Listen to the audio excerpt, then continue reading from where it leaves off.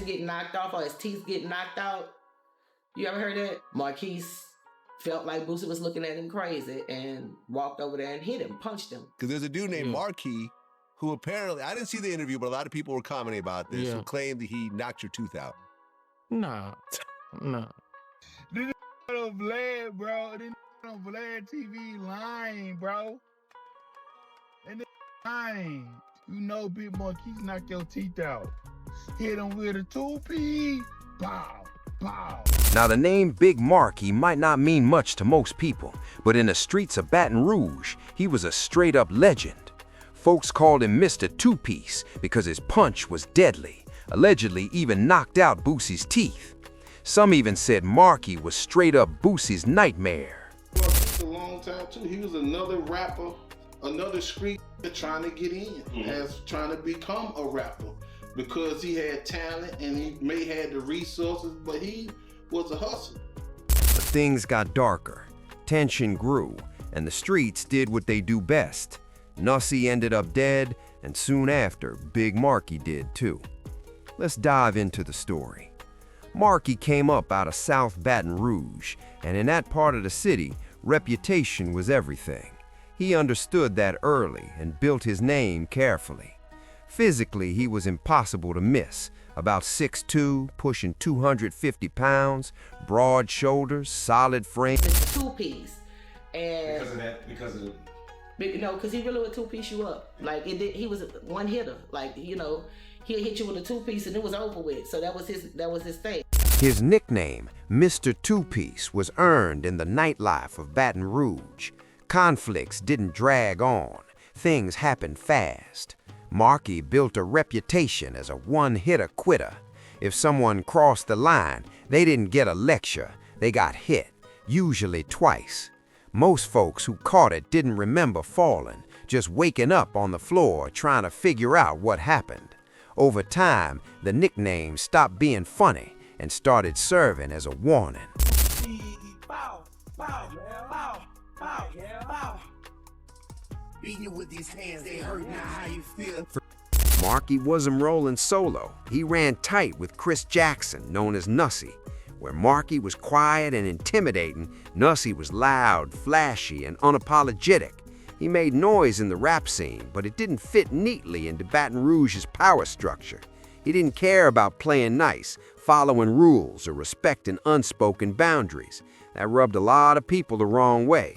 Together, they represented a part of the city that refused to fall in line. At the time, Trill Entertainment controlled the sound and much of the industry respect coming out of Baton Rouge. If you weren't under that umbrella, you were automatically seen as opposition. Marquis and Nussie didn't bow to the system. And while outsiders might have thought the tension with Boosie Badass was about music or ego, that wasn't the real issue. The problems ran deeper than rap. To understand why things escalated, you have to go back to April 3rd, 2005. That night changed everything. Ivy Smith, known as Lil Ivy, wasn't just Boosie's close friend. He was his backbone, right-hand man, and the street muscle behind Badass Entertainment. Ivy founded TBG. That night at Club Shenanigans, chaos erupted. A fight broke out inside the club, the type that usually ends with bruises and ego checks, but this one didn't stop there.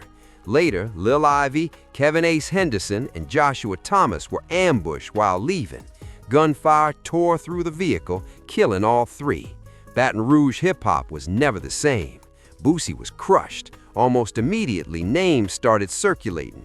DCF, Nussie, Marquis Circle. True or not, it didn't matter. Perception was everything. Some said they were involved, others claimed they were disrespecting Lil Ivy after his death. In Baton Rouge, that alone makes you a target.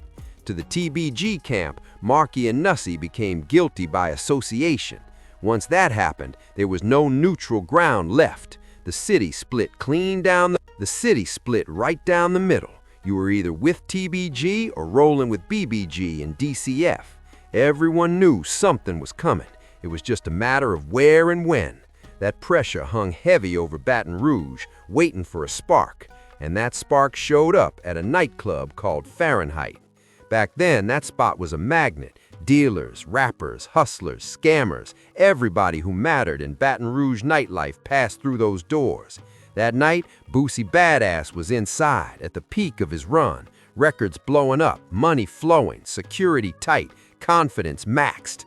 But Big Marky was there too, rolling deep with DCF. That alone changed the energy. According to folks there, later confirmed by Big Dana from DCF, the vibe shifted instantly. Marky caught Boosie looking at him a certain way, and in their world, a look carries weight. Marky walked straight up and let his hands go. 2 clean shots to the face, exactly how his reputation promised. And Morris felt like Boosie was looking at him crazy, walked over and punched him. Boosie, smaller than Marky, took the full force before anyone could react. The hit stopped him cold. The story spread fast. Some said Boosie's diamond grill flew out. Others said 2 teeth were knocked loose. For a moment, the club went silent. A respected street figure had just laid hands on the city's biggest rapper in front of his own people. By all logic, chaos should have erupted, but it didn't. For whatever reason, Marky walked out unscathed. He didn't shy away afterward either. He owned it. He leaned in. He really did like Boosie. Nussie liked him. Yeah. And he had a mutual respect for Nussie. It was never any beef. It was his entourage that was always extra with it. Boosie never said anything. He never did anything. But his entourage always was on. The city was split right down the middle. You were either with TBG or rolling with BBG and DCF. Everyone knew something was coming. It was just a matter of where and when. That pressure hung heavy over Baton Rouge, waiting for a spark. And that spark showed up at a nightclub called Fahrenheit. Back then, that spot was a magnet. Dealers, rappers, hustlers, scammers, everybody who mattered in Baton Rouge nightlife passed through those doors. That night, Boosie Badass was inside, at the peak of his run. Records blowing up, money flowing, security tight, confidence maxed. But Big Marky was there too, rolling deep with DCF.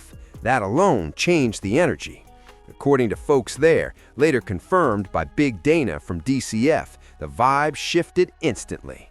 Marky caught Boosie looking at him a certain way, and in their world, a look carries weight. Marky walked straight up and let his hands go. 2 clean shots to the face, exactly how his reputation promised. And Marky felt like Boosie was looking at him crazy, walked over and punched him. Boosie, smaller than Marky, took the full force before anyone could react. The hit stopped him cold. The story spread fast. Some said Boosie's diamond grill flew out. Others said 2 teeth were knocked loose. For a moment, the club went silent. A respected street figure had just laid hands on the city's biggest rapper in front of his own people. By all logic, chaos should have erupted, but it didn't. For whatever reason, Marky walked out unscathed. He didn't shy away afterward either. He owned it. He leaned into the story, jumped on a record with Big Ram called 2 Piece. Baton Rouge, a prosecutor says rapper Lil Boosie hired a hitman to kill another man after hearing his life was in danger. Once it happened, Nussie leaned all the way in. He mocked Boosie, played with his name and image, and pushed things to places they didn't need to go. He didn't just diss him, he challenged who he was and what he stood for. And when he started bringing the dead into it, that's when it crossed from beef into something personal and irreversible. He dropped a track called Nussie Badass. That alone was a slap in the face. He went on interviews downplaying the beef, saying things like, "It ain't no beef like that," while simultaneously releasing songs that questioned Boosie's street credibility. Then he released Street Gossip, and that's where it crossed a line that couldn't be uncrossed. On that record, Nussie allegedly labeled Boosie a rat. In the streets, that accusation alone is enough to get someone killed. But he didn't stop there. He mocked the death of Lil Ivy, whose murder had already split the city in half. Outside the booth, Nussie leaned all the way in. He moved around Baton Rouge like consequences didn't exist. He printed t-shirts with airbrushed tombstones and even held one up in public that read, "Rest in peace, who's next?" The tension in the city became unbearable. According to street sources, money started circulating enough to make people listen up. The FBI would later get intel suggesting Boosie put a $30,000 hit on Nussie's head. Boosie wasn't going to handle it himself. He didn't need to. In 2009, he had access to someone far more dangerous than a seasoned veteran. He had a kid ready to go all in. Michael Louding, known on the streets as Marlo Mike, was barely 16 or 17. He wasn't an OG. He was young, reckless, and mentally unstable. Police later described him as a rogue gunman, someone who claimed voices told him to kill. That made him unpredictable and perfect for dirty work. Marlo Mike idolized Boosie, seeing him as a father figure. Boosie had even signed paperwork as the boy's guardian at school. But this wasn't mentorship. It was about loyalty and obedience. When the call came, Marlo Mike didn't hesitate. On February 9, 2009, the talking stopped. Nussie was at a house on America Street in Baton Rouge's mid-city. Nothing seemed unusual, but around 11:24 p.m., gunshots shattered the quiet. Marlo Mike didn't act alone. According to confessions, he was with Michael Ghost Judson, a known heavy hitter tied to the badass camp. Ghost set him up, lifting Marlo Mike to a window, giving him a clear shot inside. Nussie was caught slipping. One shot rang out, striking him in the head. He was dead instantly at 33. The city exploded with rumors. Word spread faster than police radios. Boosie got him. The bag got dropped. Nobody was shocked. People had been waiting. When Marlo Mike was eventually arrested and interrogated, his story only made things darker. He claimed Boosie paid Ghost $15,000 for the hit. For himself, he got $2,000. That showed how disposable he was. But the money wasn't the worst evidence. 2 weeks later, Marlo Mike got a tattoo across his stomach, an AK-47, with words that erased any doubt about intent or loyalty. Yo, Boosie, who's next? That tattoo was a confession in ink. It showed how a teenager had been weaponized to settle a years-long war. By the time the smoke cleared, Baton Rouge had crossed a line it could never walk back from. With Nussie gone, everything shifted fast and violently. It had something to do with Ivory, but it had never made it to the people on that side about that hit not being good no more. It never made it to the people it should have. So when the button was pushed, it's pushed. You can't stop them. But before the indictments landed and before the walls started closing in, Boosie did what he always did. He went back to the booth. He dropped a record with Hurricane Chris called Limelight, and for anyone who knew Baton Rouge politics, one bar stood out.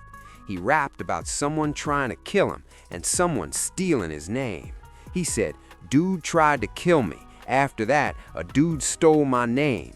Feelings gone, ain't no love in my body. Marlo Mike up in the back seat begging for a body."